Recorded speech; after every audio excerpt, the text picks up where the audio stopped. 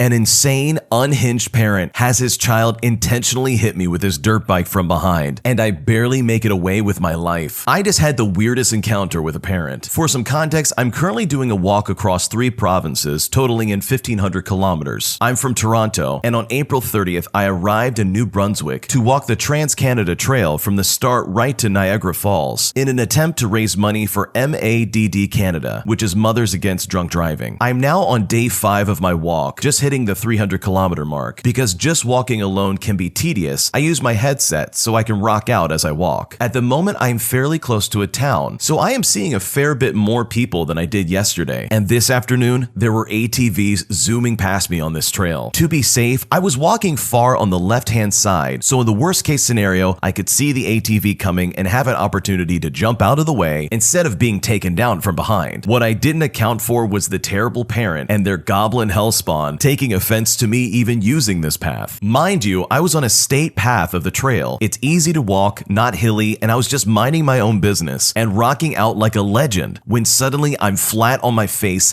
down on the ground. Something took me out from behind, and there I was, completely dazed, face down on the ground. My headset was knocked clean off my head, and in my fall, I went flying 15 feet ahead and down the embankment. When my brain registered what happened and came out of the daze, and I hear a kid laughing and saying to his father, "You got him good," to which the father exclaimed that people like that won't learn unless you teach them a hard lesson. Now keep in mind, at this point I am in pain and my adrenaline is pumping, so I was upset. I stand up and I start yelling at them. So this parent actually saw me peacefully walking down the trail, minding my own business, and didn't like the fact that I was on the left-hand side, which in his mind I guess was me breaking the law. So he told his hellspawn to go full speed and ram me from behind on his dirt bike. This guy explains all of this to me as I stood up. For the most part, I had been able to keep my cool. The kid had left his bike where he took me out, and I'm looking at the thing and noticed the red blotches on it and the drips of red on the ground where I'd been walking. I had been so focused on what had happened to me and focused on the father that I didn't notice my legs were wet and my shoes were wet and now full of warm blood, both on the outside of my shoe and on the inside. And I also just noticed the huge gashes on my legs. Now that's the exact second I lost my cool and started screaming at the top of my lungs at these guys, asking what on earth they were thinking and how they almost unalived me. I swore a lot and I started moving closer to this guy, and that's when the parent pulled out a very large knife. Now I also carry a knife on me, but in no way have I ever thought about using it on another person, nor was I in any way about to have a monkey knife fight with this guy and his kid. This guy's already proven that he's completely out of his mind. So many things were running through my mind at that moment that I did the only thing I could think of at the time. Now, for my safety while on the trails, I keep a small pouch on my belt at all times, and in this small pouch has a bottle of spray in it. This spray is called bear mace, and it's a stronger version of pepper spray to save your life in case of a bear attack. Now, I have spent a lot of time in the woods camping and fishing and doing all kinds of activities. In 20 plus years, I have never needed to use it, and I honestly never imagined that the first time I would use it would be on another person. And honestly, if I didn't think I was about to be unalived by this psychopath and his demon spawn child, I would not have done what I did. But I pulled out the bottle and I sprayed both of them, and I got them good right in the middle of the face. And as they were screaming in pain, I threw their bikes down the embankment and hobbled myself as far away as I could get. I booked it for about 10 minutes until I stopped to clean myself up, using a bottle of disinfectant I kept in my bag. The gashes on the back of my legs are deep, but the wounds are clean. So I use super glue to close them up, and I make it in town to stay at a really terrible motel for the night. What I have taken away from all of this is that people from sparsely populated areas like this have serious issues. It's not like they didn't see me coming either. I wear a reflective orange and yellow vest, and I had a purple cowboy hat on. I mean, how can you possibly miss this? But sometimes, some people just want to cause you problems and try and hurt you in a very serious manner. This is an insane story because that's just unacceptable. This guy almost lost his life on a public trail, all because this one parent just didn't like the fact that he was walking on this trail, minding his own business. To actively aim for someone with your dirt bike with the intent to do harm, just to try and prove a point. You know what would have proved a point? Riding by, stopping, and yelling at them, not physical assault. I'm really surprised that this original poster hasn't gone to the police and told them exactly what happened. I'm not a lawyer, I don't know any legal stuff, but from the sounds of it, this guy did what he had to do to defend himself. In my opinion, it looks like this guy used the bear spray as a way to get away from these psychopaths. Like, imagine what you would do if you get hit by a dirt bike after the parent encouraged their kid to hit you with the dirt bike, and then this guy pulls a knife on you. I can't say that I wouldn't do the same thing as the original poster. I would do whatever it takes to get away from these people and to save my own life, because these people were threatening to take his. So I don't really blame him for using the bear mace. This original poster is also kind of unbelievable. I mean, this guy knew exactly what to do to clean his wounds and then super glue his wounds closed. Like, this guy needs to be in the CIA. That's some top level stuff. The original poster also goes on to say later that he actually got the entire interaction on his GoPro and recorded the entire interaction. So I'm personally very curious to see this footage in action. Overall though, I'm really happy that the original poster got out of there with his life, and hopefully nothing like this ever happens to them ever again. Am I the jerk for still being mad at my boyfriend? After a heated argument, my boyfriend and I broke up. After a month, we've gotten back together. However, I found out that he hid some specific relationship behind my back while we were still broken up. 5 days after our breakup, he started sending some questionable messages to a girl he told me not to worry about, exchanging inappropriate pictures, planning to hook up, going to each other's houses, etc. According to him, they never spent any quality time together, if you know what I mean. He would just go to their place and they would just hang out as friends, which I am totally not buying. Before we got back together, he asked me if I had done anything with guys, and I told him no because I didn't. However, when I asked him the same question, he told me no, even though he was. He never even thought to tell me when we got together again, and he was just planning to hide it forever. When I found out he lied to me and that he was doing that only 5 days after our breakup, I was so hurt and obviously confronted him. I read the messages myself and I feel so disgusted. I simply can't believe he would do that to me. It really traumatized me and makes me feel like he never loved me, because during the breakup, I couldn't eat, sleep, or do anything, and he was just trying to get with another girl. I wouldn't even think of trying to get with another man. I'm too in love and was still hung up over him. He's told me that I'm overreacting, and it doesn't matter because he only wants me now. He also told me that he doesn't have to tell me stuff and that he can hide it if he wants to. I'm honestly torn and I just don't know what to do. Any advice would be wonderful. I'm personally very surprised that this woman even began to try and get back with this guy. If I found out the details that she found out and I was in her shoes, there's no way I would have wanted him back. Not only the fact that he went on to try and get with another girl, like, okay, hey, we broke up, you seem to be getting over it pretty quickly, but I'm still hurting. It's the fact that he was going to try and hide this from his girlfriend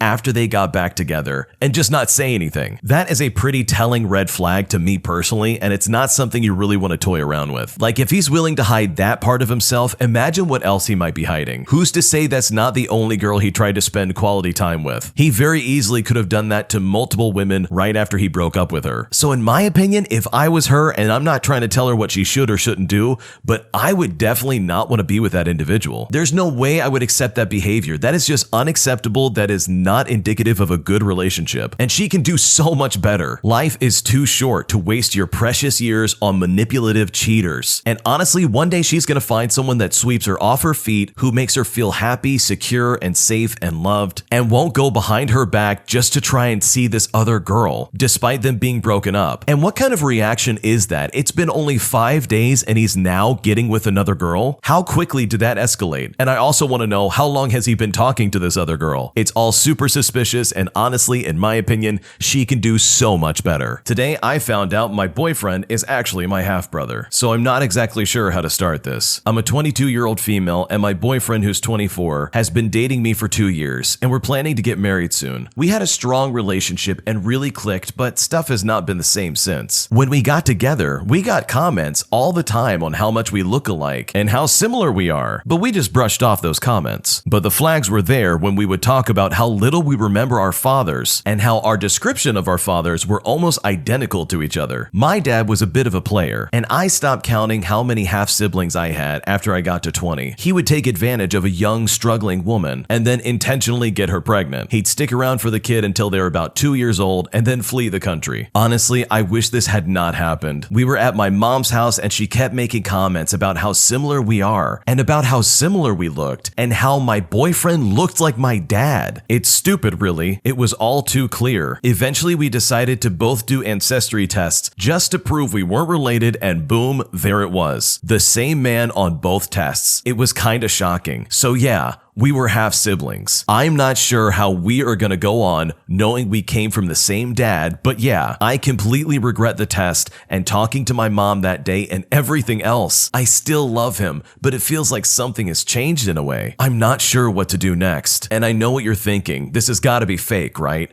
But honestly, I wish this was fake. Unfortunately, this is currently my life, and I wish I had a solution. What should I do? Let me just say that the man being described as the father in this story is an absolute scumbag. He would purposefully sabotage intimate moments with his current girlfriend just so she could get pregnant. That's the most family-friendly way I know how to describe that. And then he would leave the country once the kid got to 2 years old. What an actual terrible human being. That is absolutely atrocious, and I can't possibly imagine what kind of stress that put on the mom. But finding yourself in a situation where the love of your life is actually your half sibling is actually kind of horrifying. If that was me in that situation, that would be the nail in the coffin for that relationship personally. I would not be able to move forward knowing that I'm staring at a sibling and I'm in love with them and I kind of want to get married to them. Like, I personally would not be able to shake that. It doesn't matter what kind of history I have. It doesn't matter what kind of time I spent with them. Nope, sorry, I'm out. Can't do it. Maybe other people could make it work and they are better people than me, but me personally, this is just about as far as I could go. So I wish this lady the best of luck in navigating this, and I'm really sorry that this turned out to be such a terrible situation for you. My entitled mom is demanding that I give 65% of my salary to her every paycheck. My mom doesn't care about me or my life, and most of the time she's out with her boyfriend doing God knows what. I do my own stuff and I pay for whatever I want with my own money because I have a part-time job. I am still in school and I'm 16 years old. Yesterday, I bought new headphones I had been saving up for. When my mom saw this, she immediately asked why I was wasting money on useless objects and told me to return it. Here's the crazy part. She got upset and now wants me to give her 65 or a minimum of 60% if she's feeling generous of the money I earned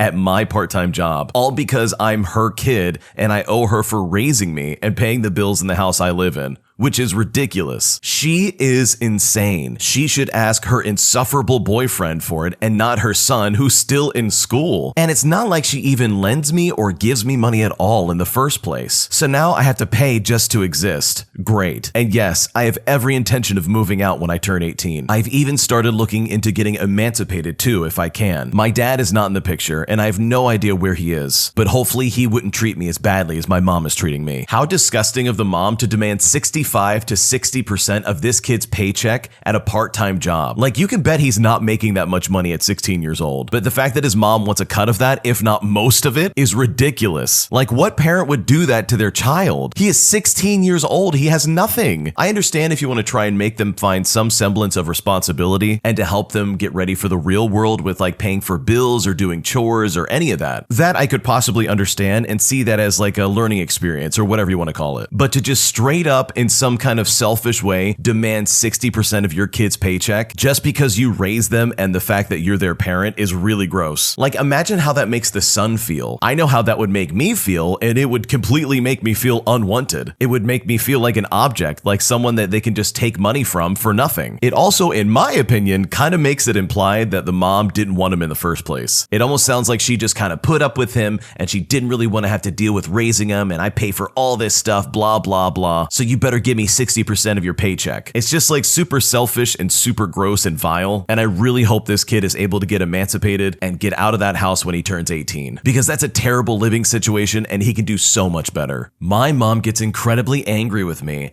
after I asked her not to come with me to a doctor's appointment. I am a 21-year-old male with several medical conditions, 2 of which would classify me as disabled, but I run from that label personally, maybe because of how I was raised. But because of that, I'm always in physical therapy and I always need to be inside of a pool with a coach. And as you could probably already guess, all of that costs money. Currently, I live off of my dad's money. They have always prevented me from getting a job. He is a medium-sized civil construction business owner, so growing up, he was able to support me and my half-brothers. When I went out on my own to live by myself 2 years ago, I didn't have as many health issues, and the allowance my dad set up was more than enough for me to pay rent, go to college, and pay for utilities. So when my health started to decline, I wasn't prepared for the extra $600 I would be spending just to take care of my health. Well, Yesterday, I called my mom hoping she could help me afford a $191 bill after 3 years of not asking for more money or anything else. Instead of helping me out, she just started asking where I was putting the money and if I was trying to take advantage of my dad. I cut the call short because I couldn't handle having my character questioned after 21 years of nothing less than flawless honesty and 3 years of good money management. So today, I subtly asked her if she could skip my doctor's appointment. I didn't say it, but it honestly was because she made me nervous and uncomfortable and I was still a little bit upset. But I made it a point to make sure that I never said that and I never implied that. I just subtly said, hey, I want to go by myself this time. But things didn't go as planned. She instead passive-aggressively lashed out at me and sounded very offended. And also because I didn't want her in the office today, she said she's going back to her home country a month earlier. And I don't think she's even planning on saying goodbye. Overall, my situation is really weird and I just wish things would stabilize for once. This is a really unfortunate circumstance because it looks like this original poster is really stuck between a rock and a hard place. They want to live on their own, but they didn't anticipate having so many medical issues. And that can really put a burden on someone. It doesn't matter who you are. So asking for a little bit of help from your family isn't totally unusual. It's just a shame that they acted this way. Hopefully though, this can get worked out. It seems like the mom maybe overreacted and is now planning on leaving the country or something like that. I guess they had just been visiting for a while and they're going back to their home country, but now they're going to be leaving a month early because they got offended. That seems like a massive overreaction if you ask me. Like the way the original poster even asked them not to come to the doctor's appointment could not have been more carefully worded. They basically implied that they said in the nicest way possible, hey, I just want to go by myself. And they didn't list any of the reasons why they didn't want their mom coming with them. They just said it in a nice way and then their mom freaked out. It's also really bizarre to me that the parents don't want this person to get a job or anything like that. And yet still they'll freak out when money is somehow not being spent the way they want it to. That just seems really weird to me. But hopefully things can work out for the better. This is probably a very stressful situation for the original poster to be in, and the last thing they want to deal with is their family who's basically funding their ability to live to be upset with them and somehow pull the plug. Otherwise, their health would probably suffer. Today I messed up by accidentally poisoning myself. So remember that slime stuff that was real popular back a few years ago? Well, a few years ago, my sister made it and it spilled on the carpet, and that carpet just happens to be in my closet. She was a lot younger, so I don't really fault her for making the spill. And by the time we found it, it was like concrete, so we never really did anything about it. Fast forward to yesterday, and I decided to take it upon myself to get that dry, crusty slime out of the carpet. I looked up how to remove it, and it said 2 parts vinegar, 1 part water. Simple enough, I made the solution and used napkins to dab the slime out of the carpet. It actually started to work, but I wasn't satisfied with just that. So before I stopped, I decided to spray some Clorox cleaner bleach on it. I'm sure some of you know where this is going. To preface with a little backstory about myself, I'm a 19-year-old man, and I've never truly looked into cleaning products and what to mix and what not to mix. I also have epilepsy, which comes into play later, so remember that. So anyway, after spraying this cleaner and bleach solution onto the carpet, hoping to at least get the color out, I started smelling this strong bleach smell. I hung around the area for a little bit and could smell what I thought was the bleach working its magic. Luckily, I was done trying to clean after that, so I left the area not too long after spraying. When I went to bed last night, I began having auras, which are like, at least in my case, mini seizures, where you see colors and a static-like image covering your vision for like 2 minutes. Other people have different experiences, this just happens to be mine. I had 6 in the span of about 24 hours, which is a lot for me, as I usually only have these maybe once every few months or so, and haven't had a full-blown seizure since I've been medicated. I spend most of the day resting in bed, which just so happened to be next to my closet, which also happens to be next to the vinegar and cleaner mix, which is right next to me that I'm breathing in. My parents and I were super confused until about an hour ago. I realized I probably poisoned myself with chlorine gas being emitted from my closet. I share a room with my brother, and he has not experienced anything yet. I also never got any of the traditional symptoms that come along with chlorine gas, stuff like nausea or burning eyes, etc. So I'm guessing there wasn't that much gas to begin with, and it was just messing with my already broken brain. I checked the bottle of the cleaner, and it does say to not mix with any other products, no duh. So I doubt that it did very much at all to me. Still, this made me feel very lucky that I came out with just some minor symptoms related to my seizures. I now have the windows open, and I'm hoping that this helps get rid of some of the smell. But obviously the closet is a window odorless area, so I don't know if it'll help. As for the stain, it is still dyed pink in color, but all the physical slime did get washed out, which, I mean, all things considered, is a minor victory that I will happily take. I've said it once, I'll say it 1,000 times. This is such a dangerous combination when it comes to cleaning supplies. If there's one thing you take away from this channel, it's that you should never mix bleach with vinegar. It is so dangerous and it can cause so many problems in your life. This original poster got very lucky. I've seen many stories like this where people accidentally poison themselves when they're just trying to clean. And worse enough, it doesn't seem like this is something that's super common knowledge. Like, I had no idea this is what could happen if you mix those two ingredients. Thankfully, the original poster had a good plan of action to try and get rid of the smell and to try and air out his room as best he could. And hopefully something like that never happens again. Thanks for watching. When you subscribe, make sure to hit the bell to turn on notifications. To finish listening to all the stories, use the playlist at the top of the description. And the next time you live stream, use the Cream of the Crop music. Search Cream of the Stream on Spotify or whatever platform you use for copyright-free music to use for your next stream.